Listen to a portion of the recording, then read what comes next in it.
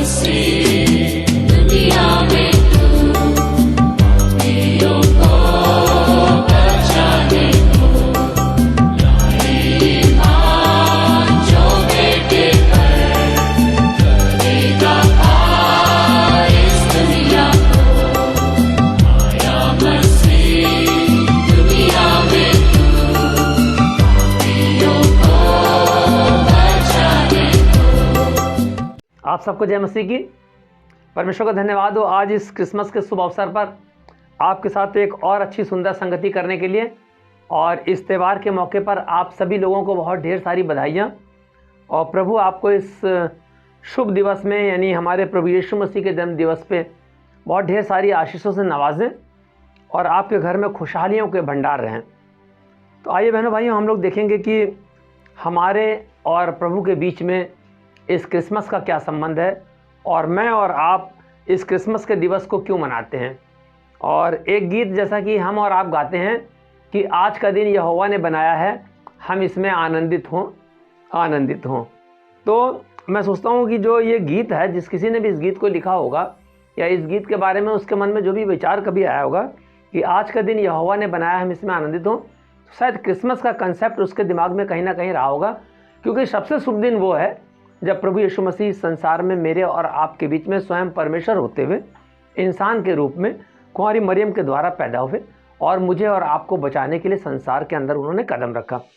तो बहनों भाइयों, जैसा कि आप जानते हैं, आज हम और आप सभी लोग क्रिसमस की तैयारियों में लगे हैं और क्रिसमस को मना रहे हैं। और जैसा कि आप जानते हैं, यूरोपियन कंट्रीज़ में और इंग्लिश कंट्रीज़ में तो 1 दिसंबर से ही क्रिसमस के बहुत से उत्सव मनाए जाने लगते हैं। ढेर सारी रैलियाँ, ढेर सारे जुलूस, ढेर सारे फंक्शंस, तमाम तरह के सेलिब्रेशन।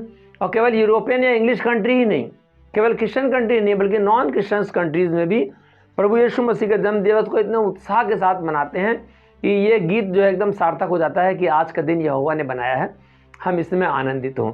और हम देखते हैं कि प्रभु यीशु मसीह के जन्म के विषय में पुराने नियम और नए नियम में भी भविष्यवाणी है। नए नियम में जब स्वर्गदूत कुंवारी मरियम के पास पहुंचा और उसने उसको जो है प्रणाम किया कि परमेश्वर का अनुग्रह तुझके ऊपर हुआ है और तू एक पुत्र को जन्म देगी और पवित्र आत्मा तेरे ऊपर साया करेगी और उस पुत्र के द्वारा जगत के लोगों का उद्धार होगा। तो मरियम उस समय बड़ा घबरा गई कि मैंने तो कभी किसी पुरुष के साथ कभी किसी का दर्शन नहीं किया, तो ये कैसे होगा। लेकिन उसने अपने मन में कहा कि परमेश्वर जो तेरी इच्छा हो वो पूरी हो। तो बहन भाई, हम लोग देखते हैं कि किस तरीके से पुराने नियम की बात जो भविष्यवाणियों के द्वारा की गई थी वो नए नियम में पूरी हुई। क्या आप और मैं लगभग सभी लोग जानते हैं कि पुराने नियम में मीका की पुस्तक उसके 5वां अध्याय उसकी 2री आयत में और यशायाह की पुस्तक उसके 7वें अध्याय की 14वीं आयत में प्रभु यीशु मसीह के जन्म की भविष्यवाणियाँ की गई हैं। लेकिन मेरे और आपको ये भी पता होना चाहिए कि प्रभु यीशु मसीह के जन्म की भविष्यवाणी सबसे पहले किसने की थी। और ये क्वेश्चन मेरे और आपके दिमाग में आता है, तो ये आपसे सवाल ना करके मैं आपको ये बताना चाहूँगा कि प्रभु यीशु मसीह के जन्म की सबसे पहले भविष्यवाणी यहोवा परमेश्वर ने स्वयं की थी।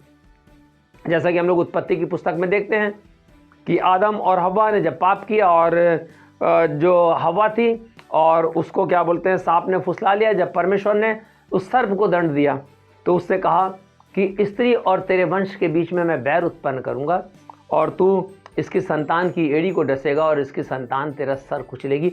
उसी समय प्रभु यीशु मसीह के जन्म की भविष्यवाणी हो चुकी थी। जैसा कि परमेश्वर ने कहा था स्त्री और तेरे वंश में, यानी स्त्री पुरुष के वंश में नहीं, स्त्री और तेरे वंश में। तब शैतान को लगा कि अब जो है मेरा सर्वनाश हो जाएगा और शैतान ये पता लगाने में लग गया कि वो कौन सी संतान होगी जिसके द्वारा मेरा नुकसान होगा। और जब उसने देखा कि काइन और हाबिल सबसे पहली संतान थे और उसको ऐसा लगा कि इन्हीं दोनों में से कोई परमेश्वर का चुना हुआ है जो मुझे नुकसान पहुंचा सकता है, यानी शैतान के सर को कुचलेगा। तो उसने क्या करा कि जब परमेश्वर के सामने काइन और हाबिल दोनों ने अपनी भेंटें चढ़ाई और हाबिल की भेंट को स्वीकार कर लिया परमेश्वर ने और काइन की भेंट को स्वीकार नहीं किया, तो शैतान जान गया कि ये हाबिल ही जो है वो परमेश्वर का चुना हुआ वो व्यक्ति है, वो पुरुष है, वो संतान है स्त्री की जो मुझे नुकसान पहुंचाएगी, यानी मेरे सर को कुचल देगी। तो उसने काइन के मन में समा के और हाबिल की हत्या करा दी। लेकिन बहनों भाइयों, मैं आपको बताना चाहता हूं कि परमेश्वर की योजना को शैतान नहीं जान सकता। शैतान बहुत कुछ जानता है लेकिन परमेश्वर की इच्छा को शैतान नहीं जान सकता। और जब हम आगे बढ़ते हैं पुराने नियम में, हम लोग देखते हैं कि इब्राहिम परमेश्वर का बहुत ही चुना हुआ व्यक्ति था, बहुत धार्मिक व्यक्ति था, लेकिन उसको लगता होगा शैतान को कि शायद इब्राहिम से जो संतान पैदा होगी वही वो संतान होगी जो मेरे सर को कुचलेगी। और उसने देखते हैं हम किस तरीके से शैतानी हरकत के द्वारा सारा बांझ रही, सारा के कोई संतान नहीं होती थी। और जब सारा के संतान पैदा हुई परमेश्वर की इच्छा के अनुसार, तो उसको लगा, और जैसा कि हम लोग जाते हैं आगे और चले जाते हैं, जब इब्राहिम की वंशावली में जाते हैं और जब राजा दाऊद का समय आता है, क्योंकि इब्राहिम भी ख़त्म हो गया, उसके संतान इसहाक भी ख़त्म हो गई, जब दाऊद के उसमें आते हैं हम लोग यहूदा के वंश से जब दाऊद के घराने में आते हैं, तो दाऊद को शम्बल ने राजा बनाने के लिए चुना था। और परमेश्वर की आज्ञा के अनुसार, क्योंकि जब सारे भाई लाए जा रहे थे तो परमेश्वर का आत्मा शम्बल से कहता था कि नहीं ये नहीं, अगले को लाओ, अगले को लाओ। जब दाऊद आ गया तो उसने दाऊद को के सर पर अभिषेक करा तेल का और उसको राजा बनाया। लेकिन हम देखते हैं कि जब राजा बनाया और शैतान इस बात को देख रहा था कि संभवतः यही परमेश्वर का चुना हुआ वो व्यक्ति स्त्री की संतान है जो मेरे सर को कुचलेगी, और उसने क्या करा, राजा शाऊल के द्वारा उसको मरवाने की बहुत सी कोशिशें करी।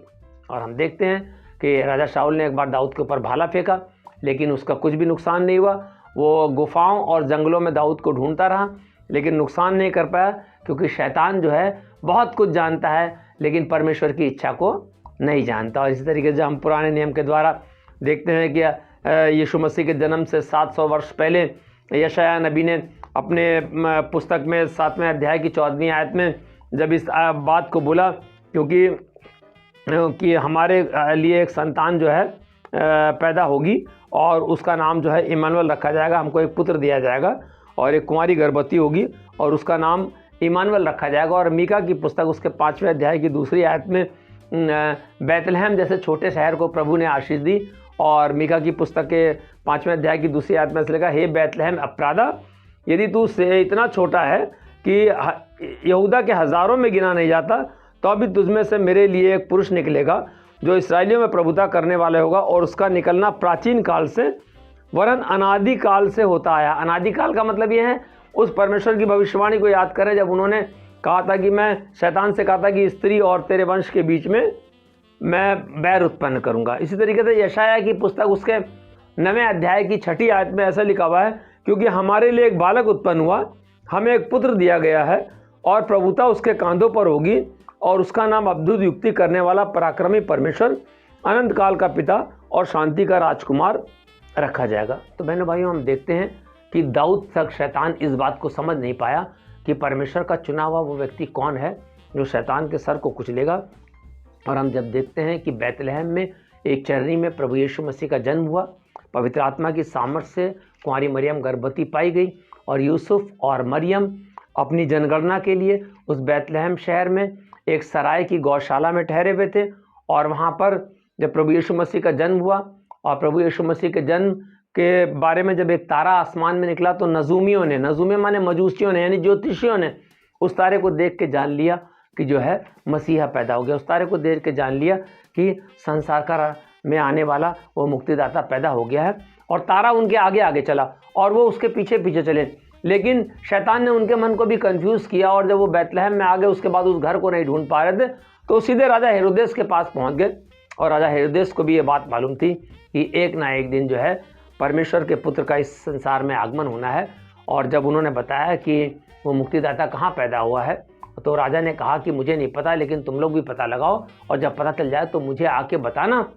और हम ये जानते हैं कि जब नजूमी चले होंगे, और जैसा कि बताते हैं पूरा देश से, हो सकता है मिस्र देश से या दूसरे देशों से आ रहे हों, और 3 मजूसी जब वहाँ आए, हो सकता है और ज़्यादा के झुंड में रहे हों, और 3 वहाँ तक पहुँचे। उनको पहुँचने में हो सकता है 1 महीना, 2 महीना, 6 महीना, कुछ इस तरह का समय हो सकता लगे हो, क्योंकि उस समय यात्राएं करने के लिए अच्छे साधन उपलब्ध नहीं थे। तो यहाँ पर हम लोग देखते हैं कि किस तरीके से शैतान ने राजा हेरोदेस के मन में डाला कि 2 साल के बालकों को उसने मरवा दिया। यानी उसने ये अंदाज़ा लगाया कि अगर 2 साल पहले भी कोई ऐसा बालक पैदा हो गया हो जो परमेश्वर का पुत्र कहलाएगा, तो उसने 2 साल के बालकों को मरवा दिया। लेकिन शैतान परमेश्वर की इच्छा को नहीं जान सकता, जैसा कि मैंने पहले भी कहा। और इसीलिए कहते हैं कि आज का दिन यहोवा ने बनाया, हम उसमें आनंदित हो। और यूसुफ और मरियम उस बालक को लेके, यानी यीशु बालक को लेके मिस्र देश को भाग गए, चले गए। और जब तक वो थोड़ा बड़ा नहीं होगा तब तक वो वहीं पर रहे। और राजा हेरोदेस के मरने के बाद में वो वापस आए। तो इस तरह हम देखते हैं कि प्रभु यीशु मसीह का जन्म हुआ मेरे और आपके लिए। और जब प्रभु यीशु मसीह के जन्म के समय में हम देखते हैं कि जो 3 मजूसी वहाँ पर आए थे जिन्होंने उनको सोना, गंधरस और लोबान की भेंट चढ़ाई थी, तो ये भी हम देखते हैं कि सोना, गंधरस और लोबान, सोना राजा को चढ़ाया जाता है, गंधरस जब किसी की मृत्यु हो जाती है तो उसके शरीर पर लेपन किया जाता है, और लोबान जब किसी की मृत्यु हो जाती है तो उसको जलाया जाता है। यानी प्रभु यीशु मसीह के जन्म और बलिदान की पूरी भविष्यवाणी उन नजूमियों ने जो अपनी भेंट दी थी उसके द्वारा उन्होंने कर दी। और लास्ट में हम देखते हैं जब प्रभु यीशु मसीह का क्रूसिफिकेशन होता है और प्रभु यीशु मसीह सलीब पर चढ़ाए जाते हैं, उस समय क्या होता है कि उनके सूली पर चढ़ाने पर अब शैतान ने देखा कि प्रभु यीशु मसीह सूली पर चढ़े हुए, उनके शरीर से सारा खून निकल रहा है, और मेरे और आपके शरीर में से यदि सारा खून निकाल दिया जाए तो मैं और आप ख़त्म हो जाते हैं। लेकिन शैतान ने जब देखा कि प्रभु यीशु मसीह चढ़े हुए, उससे पहले जब उसने प्रभु यीशु मसीह की परीक्षा ली थी कि यदि तू परमेश्वर का पुत्र है तो अपने आप को इन पहाड़ से गिरा दे, और तेरे विषय में लिखा है कि वो स्वर्गदूतों को आज्ञा देगा, वो तुझे हाथों हाथ उठा लेंगे। यानी उसको पता चल गया था यही परमेश्वर का पुत्र है। लेकिन जब क्रूस पर उनकी मृत्यु को होते हुए उसने देखा तो शैतान शायद बहुत खुश हो रहा होगा, और उस समय वो सारा लहू जो ज़मीन के ऊपर यानी मिट्टी के ऊपर गिर रहा था, शैतान उसको देख के बहुत खुश हो रहा होगा। लेकिन शैतान यहाँ पर बहुत ज़्यादा मूर्खता का परिचय दे रहा था, क्योंकि वो जो प्रभु यीशु मसीह का लहू मिट्टी पर गिर रहा था, बहनों भाइयों, वो मिट्टी पर नहीं गिर रहा था, वो मेरे और आपका ऊपर गिर रहा था, क्योंकि परमेश्वर ने मुझे और आपको मिट्टी से ही बनाया। शैतान परमेश्वर की योजना को नहीं समझ सकता। प्रभु यीशु मसीह के बलिदान के द्वारा हम लोग बचाए गए। और मैं आपको बताना चाहता हूँ, प्रभु यीशु मसीह का जन्म दिवस और प्रभु यीशु मसीह का बलिदान पूरा एक चेन के अंदर जुड़ा हुआ है। और जैसा कि प्रभु यीशु मसीह के जन्मदिन की भविष्यवाणी सबसे पहले परमेश्वर ने करी, और परमेश्वर ने करी, उन्होंने कहा स्त्री की संतान और तेरे वंश के बीच में शैतान से कहा कि मैं बैर उत्पन्न करूंगा। और मुझे और आपको पता होना चाहिए कि कुंवारी मरियम से जब प्रभु यीशु मसीह का जन्म हुआ तो उसने किसी पुरुष का संपर्क मरियम ने नहीं किया था, यानी स्त्री की संतान ही यीशु मसीह थे पवित्र आत्मा की सामर्थ्य से। तो वो जो वहाँ पर बाइबल में उत्पत्ति में आयत लिखी हुई कि स्त्री के वंश, यानी मरियम के द्वारा पैदा हुए बिना किसी पुरुष के पवित्र आत्मा की सामर्थ्य से परमेश्वर की योजना के अनुसार। तो ये मेरे और आपके लिए कितना खुशहाली का विषय है कि मेरा और आपका मुक्तिदाता एकदम पवित्र होकर परमेश्वर होते हुए भी इंसान के रूप में मेरे और आपके साथ आया। और आज क्रिसमस की एक खुशहाली मनाने का मुझे और आपको मौका मिल रहा है, वरना मैं और आपकी तरह कितने इंसान होंगे जो इस बात को जान ही नहीं पाए कि परमेश्वर ने उनके मुक्ति की कैसे योजना बनाई। आज इस संसार में जब इतना प्रचार हो रहा है तो क्रिसमस का उद्देश्य यह है कि मेरा मुक्तिदाता इस संसार में आ गया है मुझे और आपको बचाने के लिए, और वो चाहता है कि हम उसको फॉलो करें। वो चाहता है कि हम खुशियाँ मनाने के साथ साथ उसके पीछे चलें। वो चाहता है कि यदि मैंने तुमको बचाया तुम भी और लोगों को बचा लो। हैं, परमेश्वर के वचन का संदेश सुना के, उनकी मदद करके, उनके साथ सहयोग करके, उनको अच्छी बातें बता के। तो क्रिसमस का ये संदेश मुझे और आपको एक ये भी बात सिखाता है कि जैसे प्रभु यीशु मसीह चरनी में लेटे हुए थे और गडरियों ने जाके पहला उनका दर्शन किया, परमेश्वर ने गडरियों को पहला संदेश दिया। परमेश्वर कभी भी दर्शन अभिमानियों को नहीं देता, भ्रष्टाचारियों को नहीं देता। परमेश्वर कभी भी दुराचारियों को अपने दर्शन नहीं देता। गडरिये जो एकदम दीन थे, मन के दीन दयालु, उनको दर्शन दिया।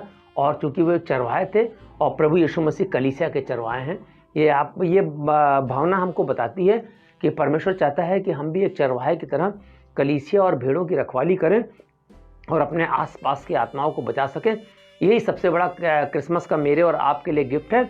और जो प्रभु यीशु मसीह की भविष्यवाणी परमेश्वर ने करी कि स्त्री के द्वारा, स्त्री की संतान के द्वारा शैतान के सर को कुचला जाएगा, और प्रभु यीशु ने अपने क्रूसिफिकेशन के द्वारा शैतान के सर को कुचल लिया और मृतकों में से जी उठ के उन्होंने मृत्यु पर विजय प्राप्त कर ली।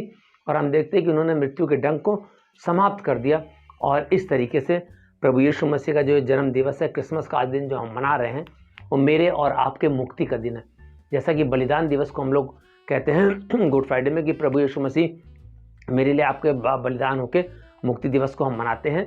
इस तरीके से हम जानते हैं कि जो प्रभु यीशु मसीह का जन्मदिन है, उसी दिन मेरी और आपकी मुक्ति की जो है भूमिका लिख ली गई थी। उसी दिन जो है किताबों में लिख दिया गया था कि हम और आप कैसे बचाए जाएंगे। और प्रभु यीशु मसीह के जन्मदिन का सबसे खूबसूरत कंसेप्ट और सबसे सुंदर विचारधारा ये है कि वो मुक्तिदाता मुझे और आपको बचाने के लिए आया। इसलिए आज का दिन यहोवा ने बनाया है।